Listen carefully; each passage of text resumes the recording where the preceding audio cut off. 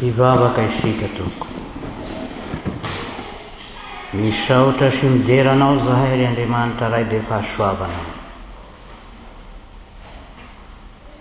Mangataka anao zahay hitaridalana ny fiangonana, hitaridalana ny firenena, hitaridalana ny vahoaka-ponina rehetra, fa tsy misy hafa fa ianao no mahavelona.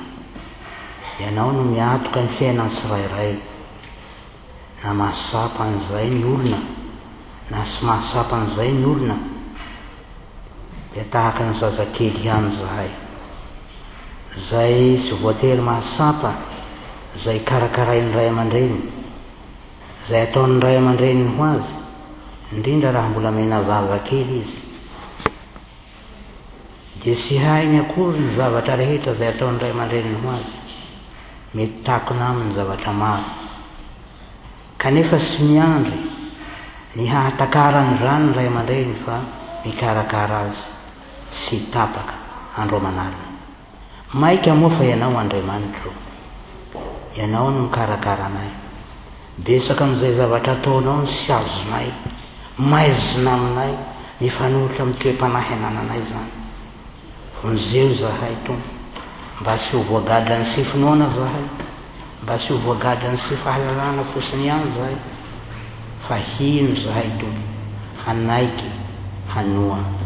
Misaotranao koa tompo noho ny amin'ny anangonanao anay eto am-piangonana, fa ianao no manangona ny olona tompo, sy zahay no manango tena sanatria, fa ianao no mitarika anay amin'ny fanahinao masina.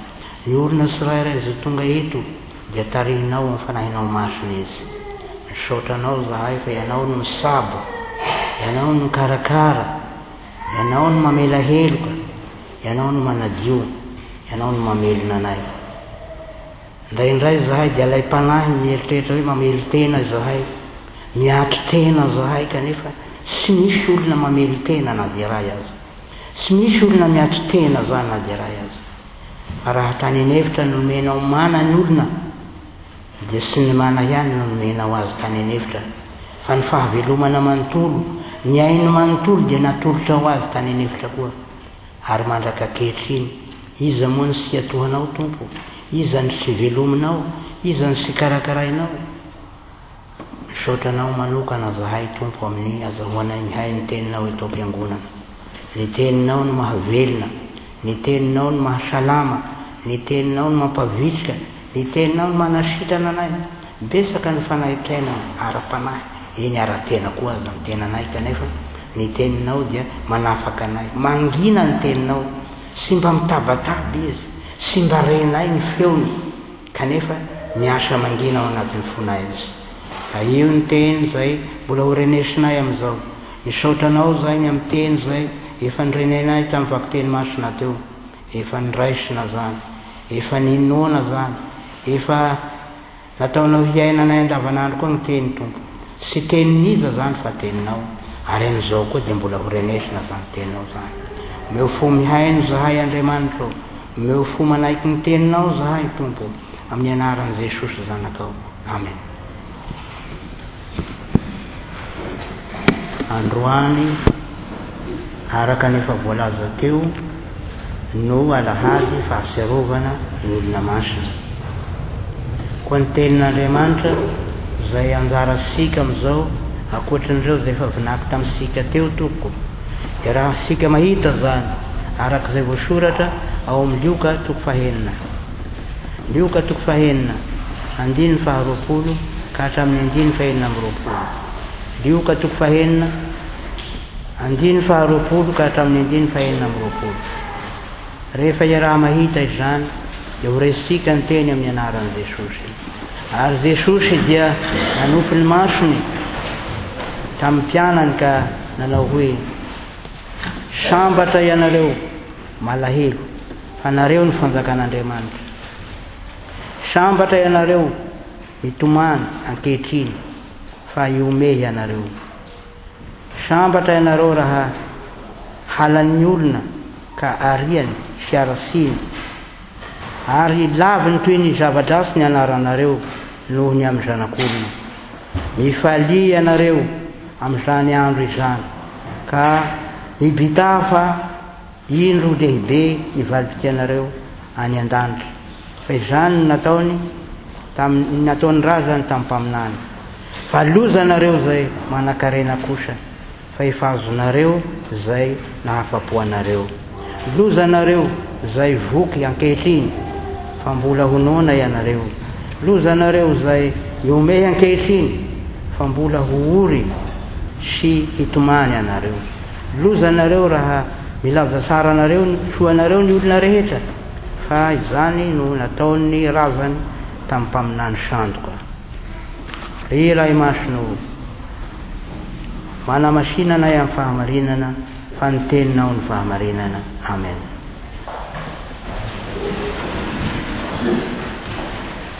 Ry fiangonana malala ho aminareo ny fahasoavana sy ny fiadanana avy amin'Andriamanitra raisika sy Jesosy Kristy Tompo. Alahady fahaserovana ny olona masina androany.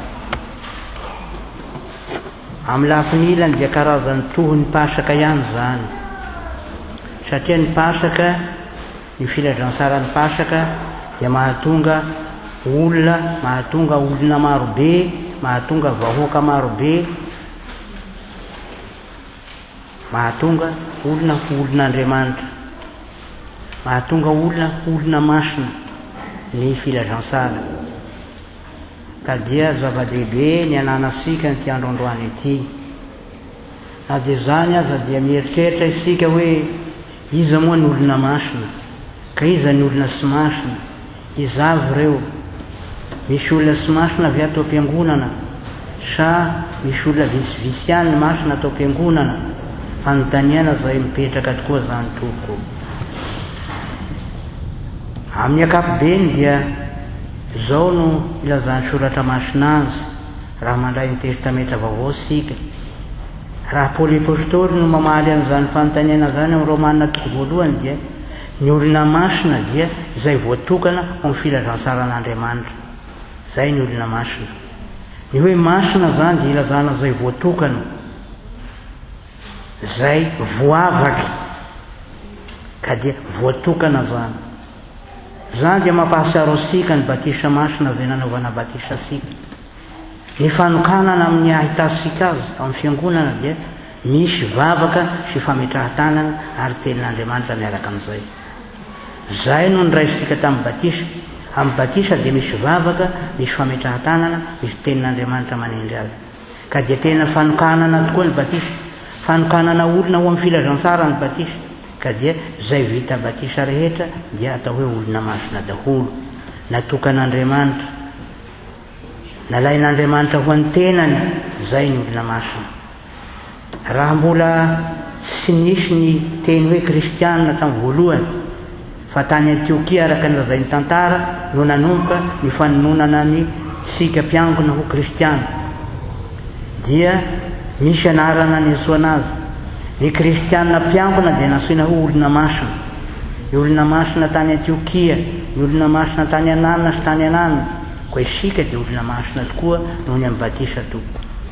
Zay amin'ny ankapobeny zany ny filazantsika, ny filazan'ny soratra masina ny atao hoe olona masina. Androany isika dia miatefa amintsika koa zany anarana zany, sy androany ihany fa hatramin'ny nahavita batisa asika dia olona masina isika. Koa rehefa miresaka olona masina zany dia mampitodika asika amin'ny batisa zany, mampitodika asika amin'ny batisa zay efa nanokanan'Andriamanitra asika ho olona zany tompoko. Eo anatrehan'izany dia manana izay ambarany koa ny tenin'Andriamanitra zay anjara asika androany. Inona no ambarany tenin'Andriamanitra androany?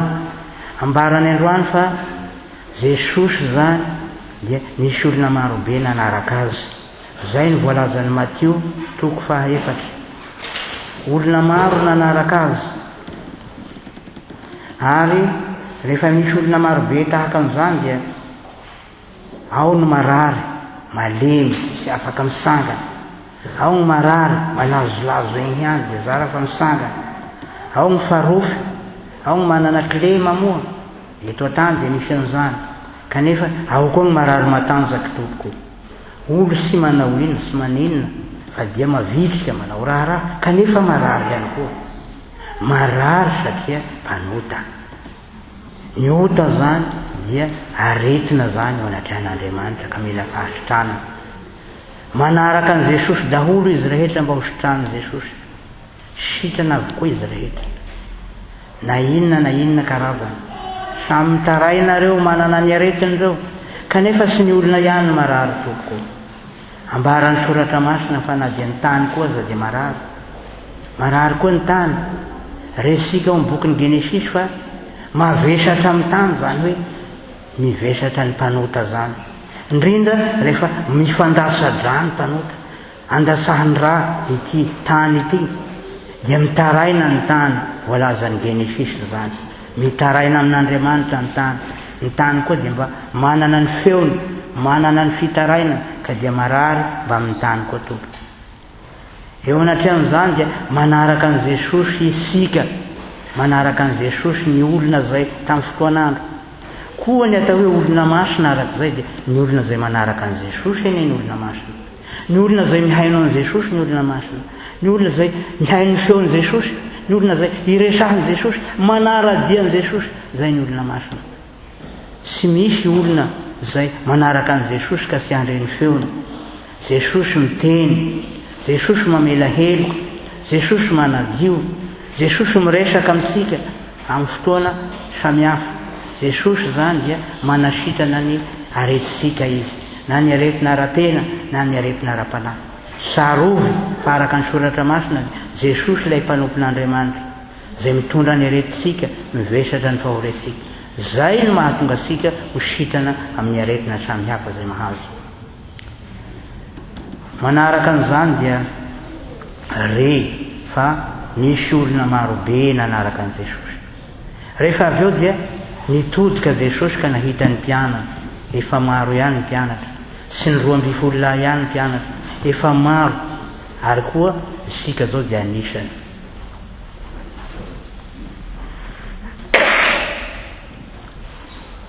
Anisan'ny mpianatra Jesosy isika.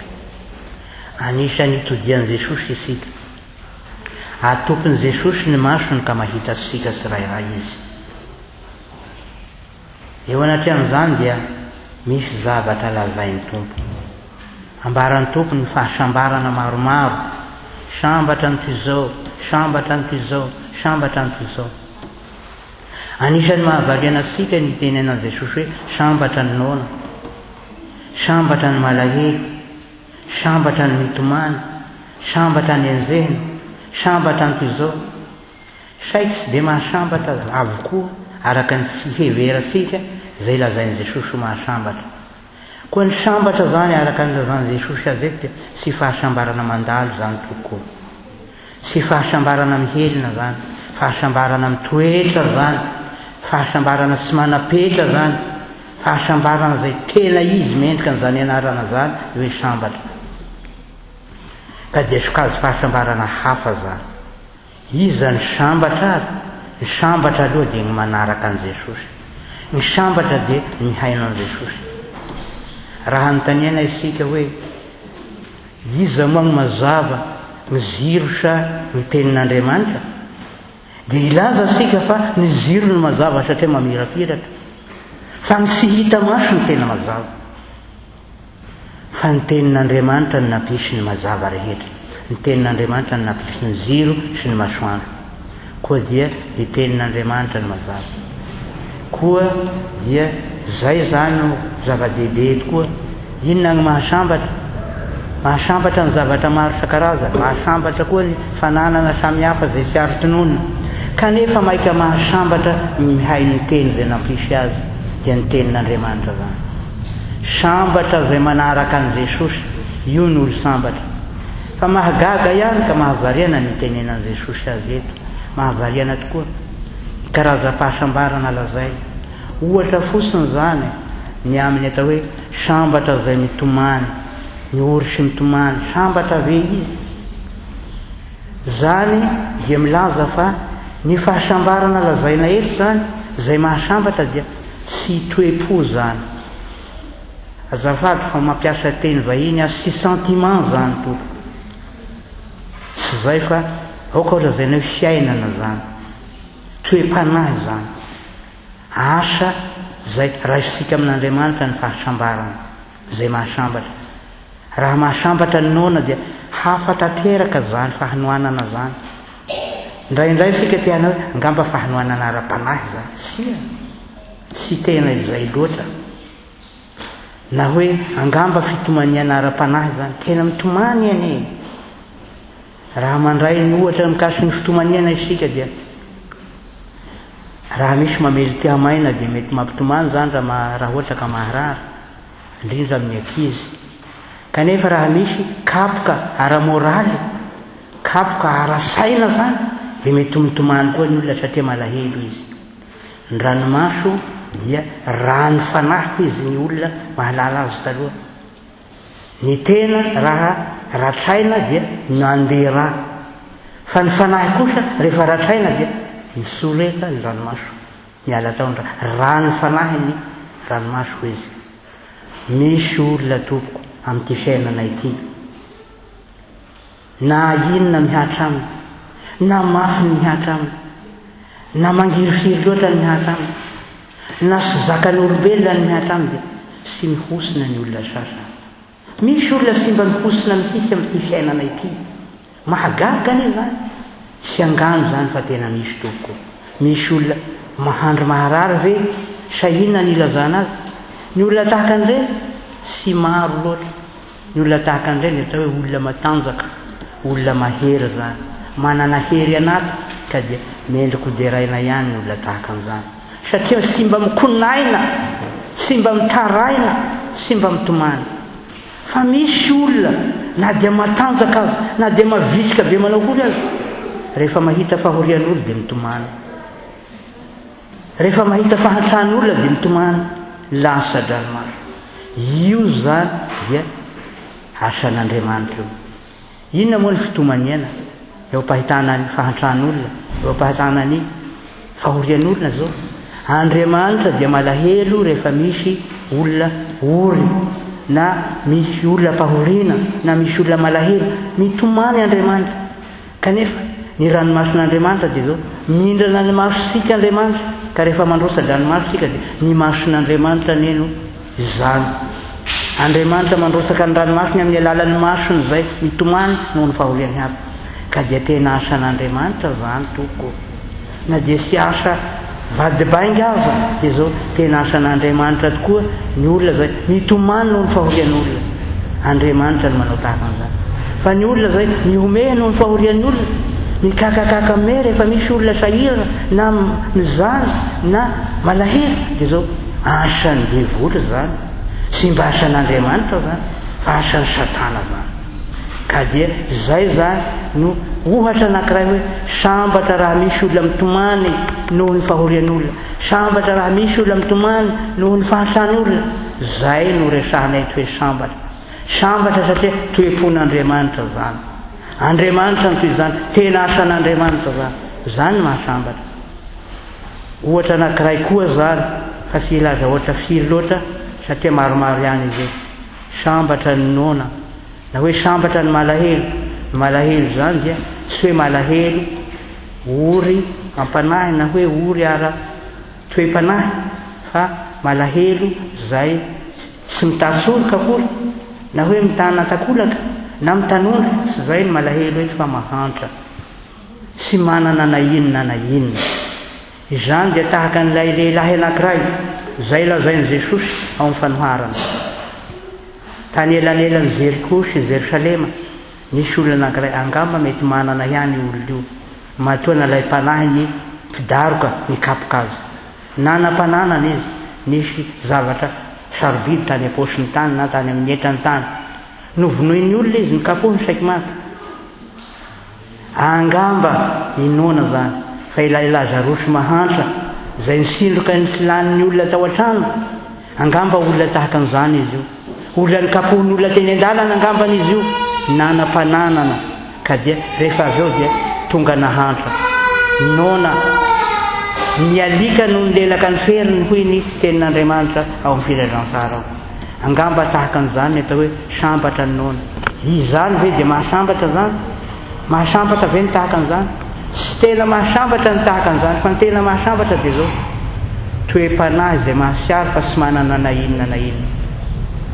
Zay ny fahavoazan'ny fananana, ny fananana sy rasy, kanefa ny fahavoazan'ny fananana dia zao alay-panahy izay manana hizaka tena tsy mila an'Andriamanitra.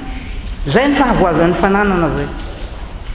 Ary ny atao hoe lafitsaran'ny fahantrana dia zao mampitodika ny olona amin'Andriamanitra zany, mampanakaiky ny olona amin'Andriamanitra zany, ka dia toe-po zany to.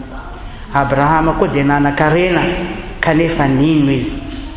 Ny mampanakarena ny Abrahama dia tena nanana tokoa izy, nanana ondry aman'ofo marobe, nanana mpiasa marobe, kanefa zao nahantra izy.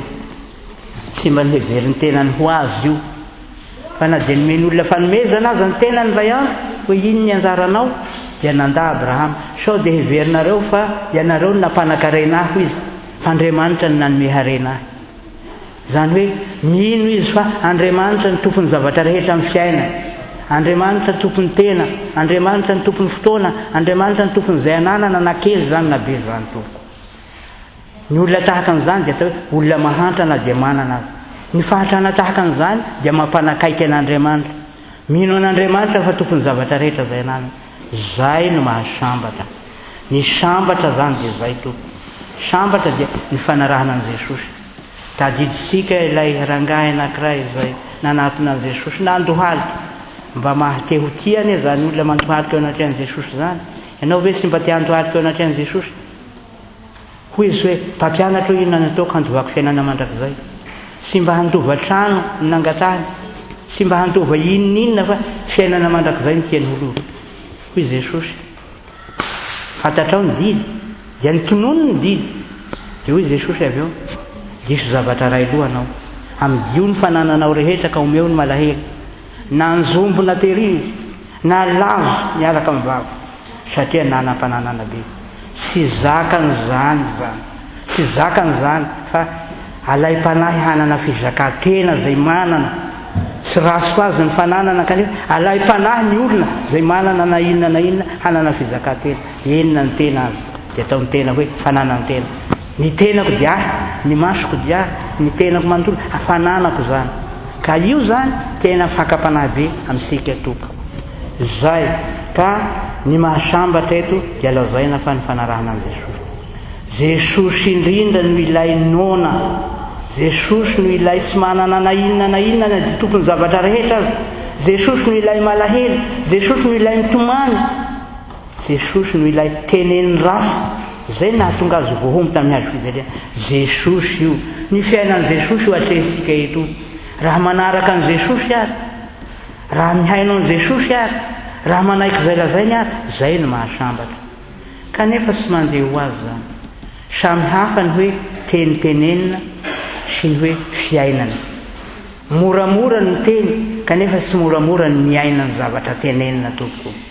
Samy hafa zany. Samy hafa ny hoe ny teny atao sy ny hoe inona marina moa ny tenako. Ka dia zay zany ny manaraka an'i Jesosy dia tsy zavatra mora, kanefa tsy atao hoe zavatra sarotra koa. Ny atao hoe zavatra sarotra dia zavatra mety ho vitasika olombelona. Ny sarotra zany dia haisika zany, fa tsy hoe sarotra na mora fa tena tsy azo atao na inona, tsy mahay manao ny asan'Andriamanitra sika. Ny fanahy no mitarika sika tompoko. Ny fanahy Jesosy no mitarika sika hanaraka azy. Ny teny Jesosy no mitazona sika.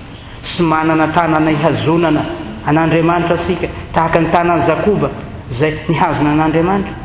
Fa Jakoba koa dia malemy izy ka tsy mahazona an'Andriamanitra, fa ny tanan'Andriamanitra, ny fahasoavan'Andriamanitra no mihazona azy. Isika koa dia tsy mahazo tena tompoko. Ny tenin'Andriamanitra no mihazona ny tenako, ny tenin'Andriamanitra no mihazona ny tenanao, ny tenin'Andriamanitra no manasitrana, ny tenin'Andriamanitra no mamela heloka, ny tenin'Andriamanitra no manadio, ny tenin'Andriamanitra no mahatoizao sika.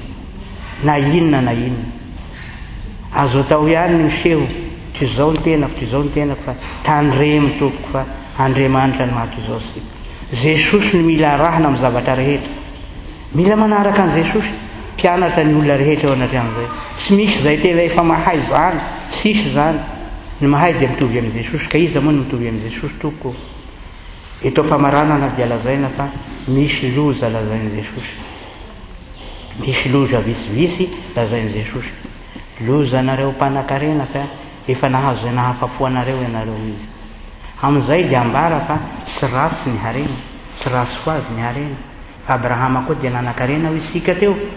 Fa ny toe-po nananan'ny Abrahama teo anatrehany harena nomen'Andriamanitra azy dia hafa zany. Ka dia saroasika ilay lehilahy lazain'i Jesosy eo fanoharana, izay namboly izy, nanam-pananana be izy. Ka rehefa nanam-pananana be izy dia nieritretra ny hanitatra ny trano fitehirizam-bokatra. Tsara zany toe-panahy zany, misinjony ho avy.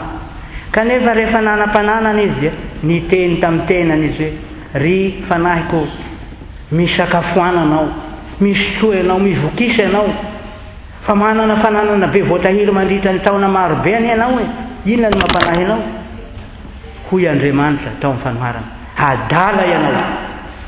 Raha nioalina no alaina aminao ny fanahinao dia honiza zay noharianao. Zay zany ny maharasy ny fananana. Fa tsy rasy ho azy fa zay dia mandoza izy amin'izay to. Fananana mandoza, na dia toa tsara tokoa zay dia mandoza izy raha zay no hitondrana azy. Raha zay ny fomba hitondrana ny harena, raha zay ny fomba hiankinana amin'ny harena, dia loza izy satria mampiala tanteraka amin'Andriamanitra. Tahaka an'izay ny sationan'ny loza to. Ny loza zany dia tsy fahazahoantsika manaraka an'i Jesosy. Ny loza dia tsy fahazahoana mihay ny tenin'Andriamanitra. Io ny loza io. Besaka ny loza eritreretina. Ny mpanompon'Andriamanitra Lutera Martin réformatora dia niteny hoe: loza ny horohoro-tany, loza ny varadasaka, loza ny rivo-doza. Kanefa tsy tena ireny ny tena loza. Ny tena loza dia zao: ny tsy fahazahoana mihay ny tenin'Andriamanitra. Io ny tena loza. Raha Andriamanitra zany sanatriaka manao hoe tsy avelako ho tenenina aminareo sony ny teniko hatramin'izao, loza manatambo zany to. Tsy zaka fisika zany. Loza tena loza lehibe indrindra zany. Eo anatran'izany manaraha an'i Jesosy. Manaraha an'i Jesosy. Miheno ny teny Jesosy. Manongilena sofina amin'ny teny Jesosy. Mampiatranoa an'i Jesosy tenany amin'ny fiainanao. Eto amin'ity fiainana ity dia tsy mba misy zavatra azo antoka zany.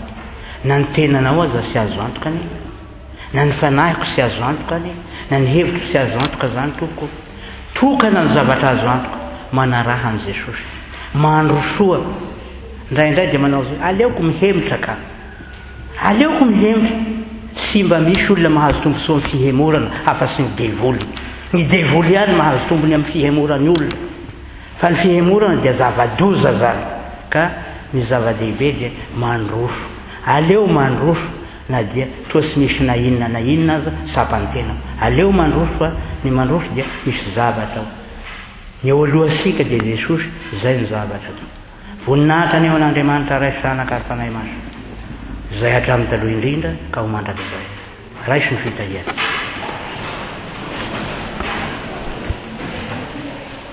Ho aminareo rehetra ny ny fahasoavan'i Jesosy Kristy Tompo, ny fitiavan'Andriamanitra ray sanaka fanahy masina hatramin'izao ka ho mandrakizay. Amen.